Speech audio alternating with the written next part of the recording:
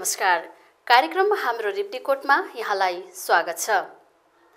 यो कार्यक्रम sunrise television Palpa र रिप्टिकोट गाउँपालिकाको संयुक्त उत्पादनमा सञ्चालित कार्यक्रम हो। हाम्रो रिप्टिकोट कार्यक्रमको यो पहिलो श्रृङ्खलामा रिप्टिकोट गाउँपालिकाका समग्र गतिविधिको बारेमा जानकारी दिने प्रयास गरेका छौँ।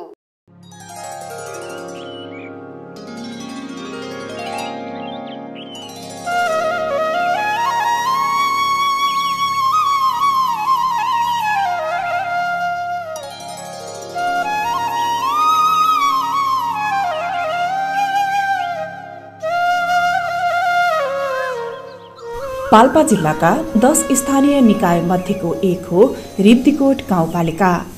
रिप्टिकोट गाउँपालिका पाल्पा सदरमुकाम तानसेनदेखि पश्चिम क्षेत्रमा अवस्थित छ। नेपाल सरकारले संविधानको भावना र मर्म अनुसार तोकिएका अधिकार र दायित्वहरूलाई पूरा गर्ने हेतुले भायबल, सस्टेनेबल, कम्पिटेन्ट सरकारका रूपमा स्थापित छ रिप्टिकोट गाउँपालिका।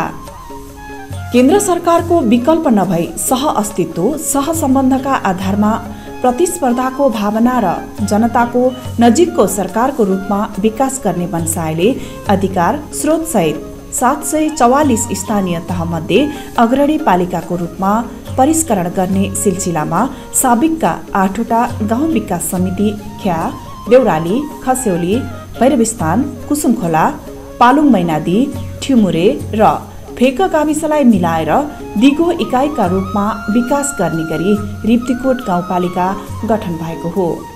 यसको सिमानामा पूर्वमा तानसेन नगरपालिका, पश्चिममा रैनादेवी छहरा गाउँपालिका, उत्तरमा तानसेन नगरपालिका र गुल्मी जिल्ला तथा दक्षिणमा तिनौ गाउँपालिका रहेका छन्।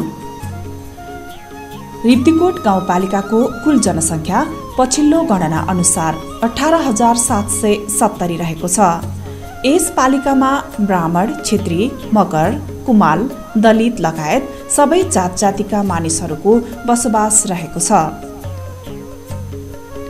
रिप्टिकोट गाउँपालिकाको क्षेत्रफल 124.55 वर्ग किलोमिटर रहेको छ।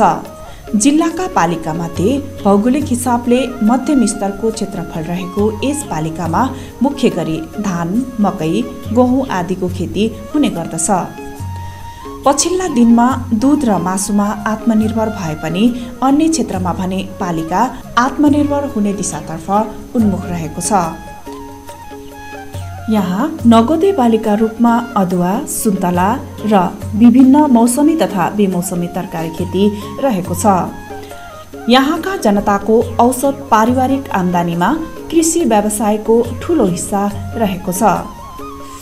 स्थानीय बासिन्दाको आम्दानीको मुख्य स्रोतको रूपमा वैदेशिक रोजगारी पनि एक हो। स्थानीय जनशक्ति मजदुरी र अध्ययनका लागि विदेशिने र बसाइसराई गर्ने क्रम बढिरहेको छ।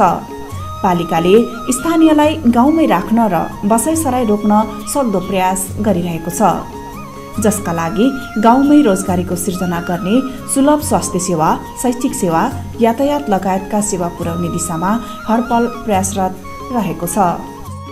हामीले हाम्रो रिप्टिकोट गाउँपालिकामा विभिन्न शीर्षकहरूमा नीति तथा कार्यक्रममा पास गरेर हामी कामहरू गर्दै गरिरहेका छौँ। सर्वप्रथम काम गर्ने क्रममा नीति ऐन कानुन नीति नियमहरू निर्माण गरेका छौँ।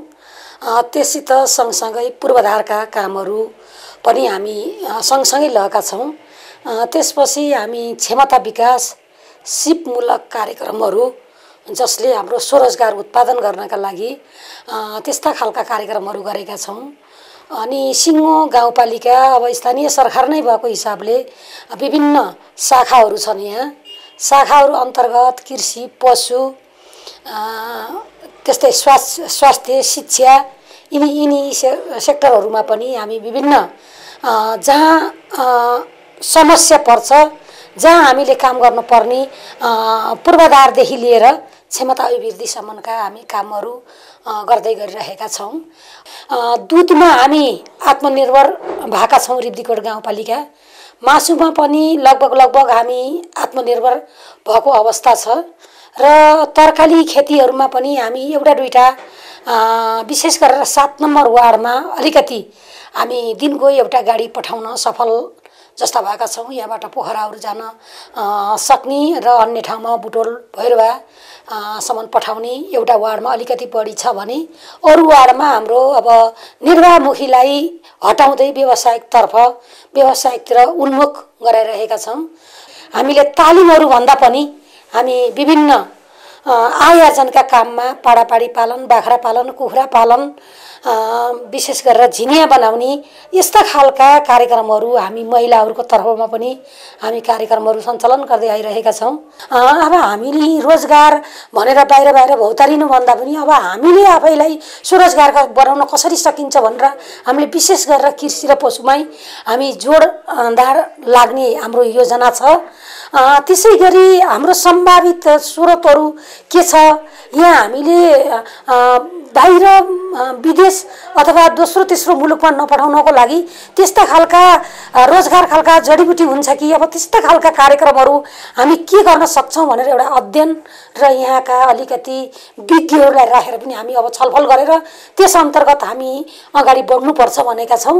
र अर्को कुरा हामी फेरि कृषिमै जोड दिनको लागि जुन बाँझो पाखा बारी अब लिजमा लिएर जुन फर्म सुधार गरेर कसरी बस्न सक्नुहुन्छ त्यस्ता खालका व्यक्तिहरूलाई पनि हामी छनौट गरेका छौँ। यो दुधको परिकार बनाउने 2-2.5 लाख पर्ने मिसिन भन्ने कुराहरू हामी सुनेका छौँ। त्यसलाई अब हाम्रा दिदीबहिनीहरूलाई पक्कै पनि त्यसमा जोड्न हामी सक्छौँ कि भनेर अहिले त्यहाँ पनि गएर केही हेरेर आएर हामीले यहाँको यो दुधलाई व्यवस्थित गरेर पनि परिकार बनाएर पनि हामीले यो भैरवस्थानमा धेरै यो भक्तजनहरू आउने हजारौँ भक्तजन दिनमै आउने भएको हुनाले पनि हामीले त्यहाँ केही गर्न सक्छौँ कि भनेर हामी प्रत्येक पाइला हामी अनुसन्धानकै क्रममा छौँ अझै पनि हामी।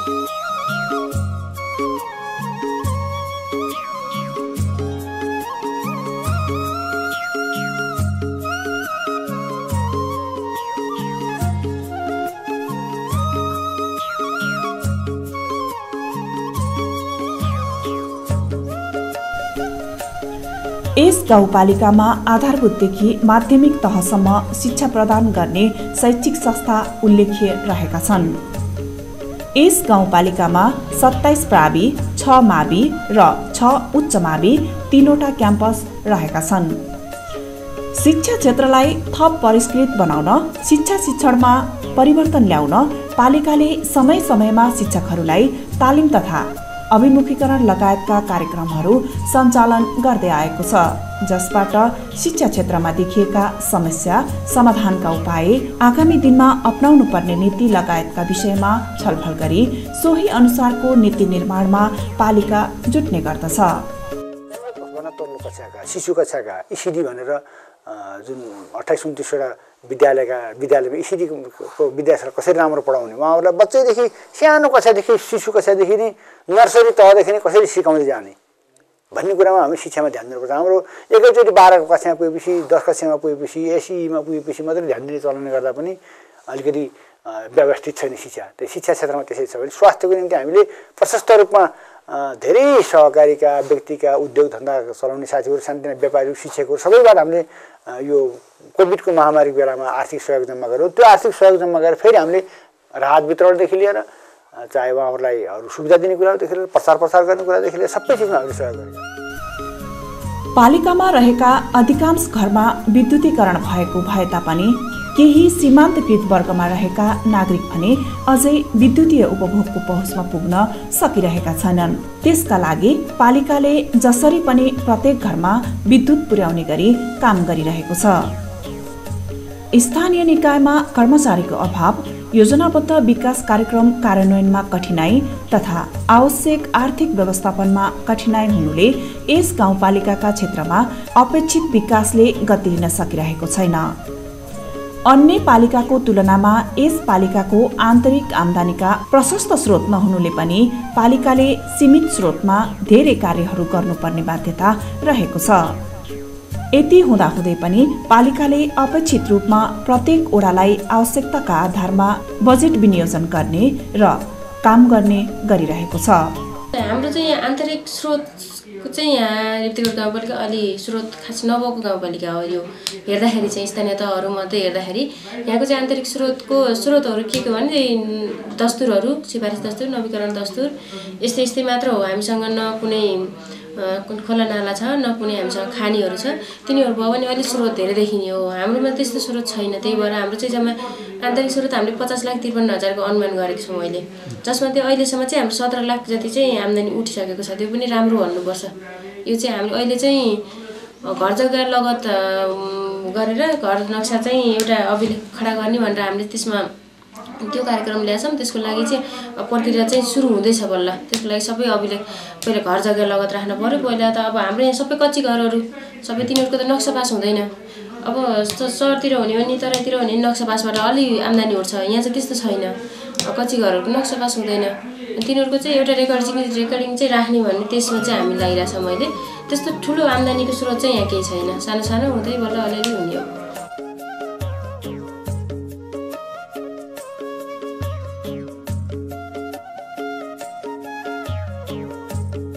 त्यस्तै गाउँपालिकाको स्वास्थ्य अवस्था हेर्दा एकवटा प्राथमिक स्वास्थ्य केन्द्र खसेउलीमा रहेको छ, एकवटा आयुर्वेदिक औषधालय, 7 स्वास्थ्य चौकी र 3वटा स्वास्थ्य इकाइ रहेका छन्। गाउँपालिकाले नेपाल सरकारले तोकेको सबै औषधिहरू स्वास्थ्य संस्थामा उपलब्ध गराइएको, समय समयमा स्वास्थ्य शिविर तथा जनचेतनामूलक कार्यक्रम सञ्चालन गर्ने गरेको छ।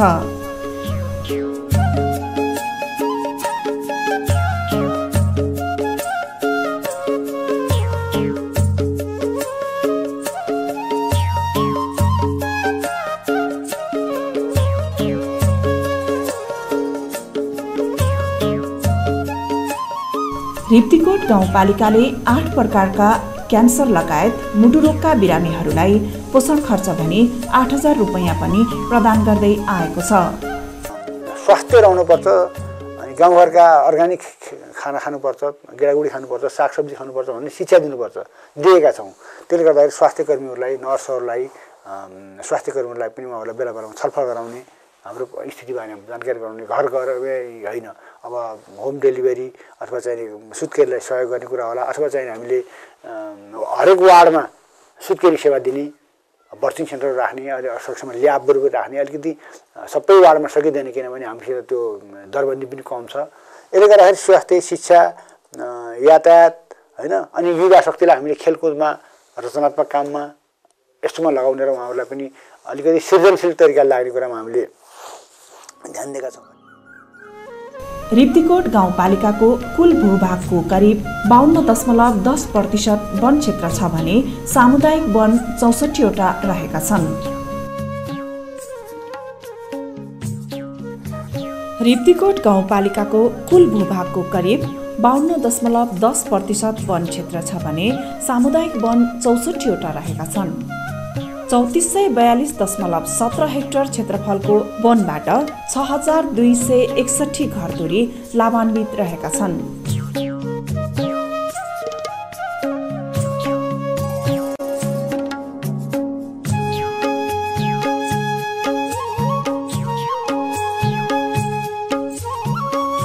गाउँपालिकामा अहिले 29वटा सहकारी संस्थाहरू सञ्चालित रहेका छन्।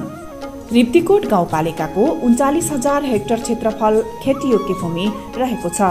अहिले गाउँपालिकाले स्मार्ट ओडा कार्यक्रमको योजनाका साथ अगाडि बढेको छ, जसले ओडाहरूमा नै आधारभूत सेवाहरू प्रदान गर्ने तथा पर्यटकीय क्षेत्रहरूको खोजी गरी होमस्टेहरू सञ्चालन गरी ओडा स्मार्ट बनाउने कार्यक्रमका साथ अगाडि बढेको छ। रिप्तीकोट गाउँपालिकाको सबैभन्दा अग्लो ठाउँ रिप्तीकोटको लेक रहेको छ, जुन करिब 1787 मिटर उचाइमा रहेको छ। रिप्तीकोट गाउँपालिका पनि पर्यटकीय हिसाबले हेर्दा निकै अगाडि रहेको छ।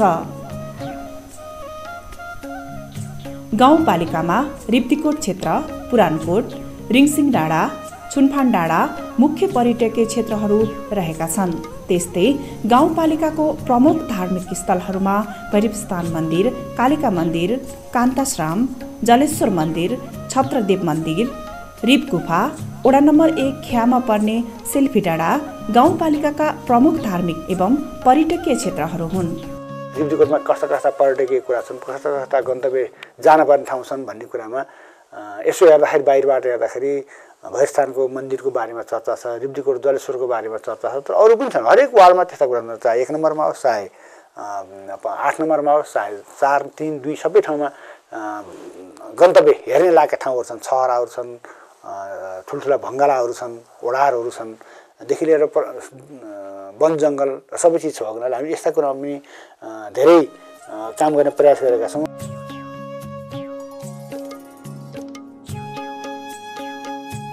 गाउँपालिकाले कृषिको क्षेत्रमा कृषकहरूलाई मध्यनजर गरी विभिन्न अनुदानका कार्यक्रमहरू सञ्चालन गरेको छ। गाउँपालिकाका धेरैजसो नागरिकहरू कृषि पेसामा आधारित रहेको कारण गाउँपालिकाले बिउ मलमा अनुदान तथा समय समयमा तालिमहरू पनि सञ्चालन गरेको छ। नगदे बाली उत्पादनका लागि अहिले पनि हामीले धेरै पोखराबाट त्यो हेम्जा निलो आलु र अनि अर्को रातो अब सेतो आलु पनि हामीले लिएर आएर त्यो 50% अनुदानमा पनि हामी वितरण गरेका छौँ। त्यसै गरेर गएका वर्षमा हाम्रो अदुवा एकदमै घरमै अचार खान पनि नभएको अवस्था थियो। हामी बाहिरी जिल्लाबाट पनि समन्वय गरेर केही 2टा वार्डलाई वार्ड नम्बर 1 र 4 लाई मुख्यमन्त्री ग्रामीण विकास कार्यक्रम अन्तर्गत गऱ्यौँ भने अरू वार्डमा फेरि हामी 50% अनुदानमा अदुवाको बिउ पनि लिएर आएर हामी वितरण गऱ्यौँ र त्यो अदुवालाई हामीले नियमित अनुगमन गरेर अब यस वर्ष फेरि हामी त्यही बिउ उत्पादित बिउलाई फेरि खरिद गरेर हामीले फेरि यही समुदायमा लगाउने भन्ने विचार गरेका छौँ र हामीले बिउ सङ्कलन पनि गर्दाखेरि हामीलाई जानकारी गराएर दिनुस् भनिरहेका छौँ। पशुपालनतर्फ बाख्रा, भैँसी, गाई, बङ्गुर पालनमा 50% अनुदानको व्यवस्था गरेको र पालिकामा कृषि भेटनरी मार्फत पशुहरूमा रोग देखा परे घर घरमा गई सेवा प्रदान गर्ने गरेको छ।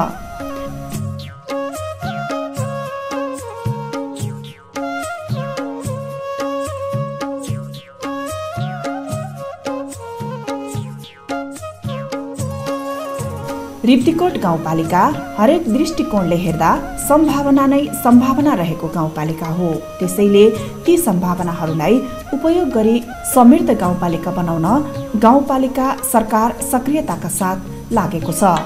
सहर केन्द्रित, उद्योग केन्द्रित र ठुल्ठुलो उद्योग कल कारखाना भएको हुनाले हामीले यहाँका किसानलाई कसरी उहाँहरूको दैनिकी जीवनलाई सजिलो बनाउने, कसरी उहाँहरूलाई बजारसम्म पुग्नको निम्ति सहज बनाउने, कसरी किसानलाई सचेतना दिने, कसरी किसानलाई हामीले आधुनिक कृषिमा ढाल्ने र उहाँहरूको निर्वाहमुखी खेती प्रणालीबाट उहाँहरूले कसरी हामीलाई उहाँहरूलाई केही न केही व्यावसायिक, धेरै व्यावसायिक नहोला, थोरै भए पनि व्यवसाय गर्ने, कमसेकम 20-30 हजार 50 हजार 1.5 लाख रुपियाँ कसरी कमाउने गराउने भन्ने कुरामा हाम्रो ध्यान छ। त्यसैले गर्दा हामीले यसपटक हामीले आर्थिक वर्षमा हामीले विगतमा पनि हामीले गर्न त गरेका थियौँ, तर यसपटक हामीले अलिक बढी आय आर्जनमा, उत्पादनमा ज्ञान, सिप र मेसिनरी चिज दिएर हामीले उहाँहरूलाई समुन्नत बनाएका छौँ र खास गरिकन हरेक वार्डमा कृषि र पशु विज्ञहरू राख्ने र अथवा हरेक घर घरमा पुर्याउने र उहाँहरूलाई कृषिमा धेरै अनुदान दिने, सकेसम्म कृषिमा उहाँहरू निरन्तर लागुन् र कृषिबाट केही न केही आम्दानी भएको उहाँहरूले बेहोर्न सकुन् भन्ने हिसाबले हामीले बढी त्यसमा ध्यान दिएका छौँ। त्यसैले गर्दा हामीले अहिले चाहे विदेशबाट फर्केका, कोभिडका कारणले फर्केका युवाहरू हुन्, चाहे अरू वैदेशिक रोजगारबाट फर्केका अरू खालका मानिसहरू हुन्, अथवा किसान गाउँमा बसेका ग्रामीण जनता हुन्, उहाँहरूलाई हामीले सिँचाइको लागि एक वर्षबारीको निम्ति हामीले सिँचाइ पनि अलिअलि दिनुपर्ने भएर पाइप किनेका छौँ।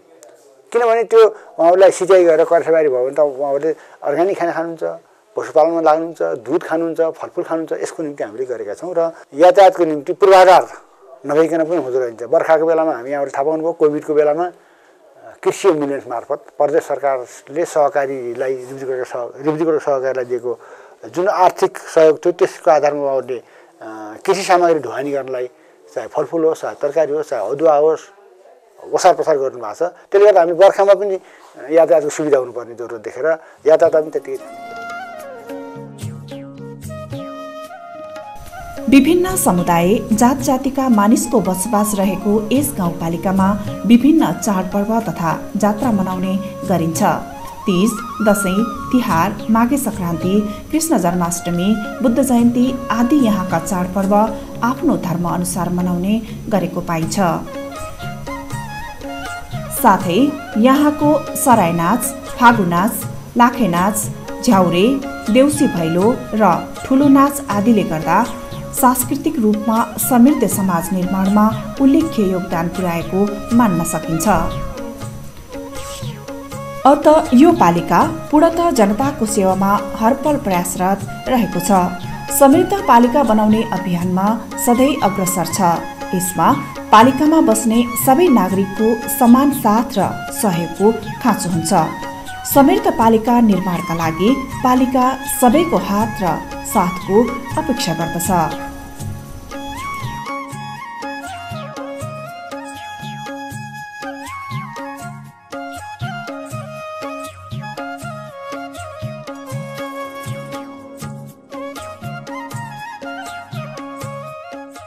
हाम्रो रिब्दीकोट कार्यक्रमको आजको यो पहिलो श्रृङ्खलामा रिब्दीकोट गाउँपालिकाका समग्र गतिविधिको बारेमा जानकारी दिने प्रयास गर्यौं। आजको कार्यक्रम तपाईलाई कस्तो लाग्यो? जस्तो लाग्यो त्यस्तै सल्लाह, सुझाव र प्रतिक्रिया दिन नभुल्नुहोला। अर्को श्रृङ्खलामा थप गतिविधिका साथ उपस्थित हुनेछौं। तबसम्मको लागि हामी सबैलाई बिदा दिनुहोस्। नमस्कार।